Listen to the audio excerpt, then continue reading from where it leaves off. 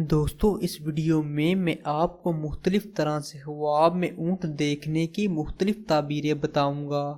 مثلاً اس ویڈیو میں آپ کو خواب میں اونٹ دیکھنے، اونٹ کی سواری کرنے، اونٹ کا گوشت کھانے، اونٹ سے لڑائی کرنے، اونٹ کو خریدنے اور اونٹ کو اپنے پیچھے بھاگتے دیکھنے کی تعبیریں بتاؤں گا۔ اس لیے آپ اس ویڈیو کو مکمل دیکھیں تاکہ آپ کو یہ تمام تعبیریں معلوم ہو سکیں۔ اور دوستو ویڈیو کو آگے دیکھنے سے پہلے آپ نیکی سمجھ کر ہمارے چینل کو لازمی سبسکرائب کر دیں۔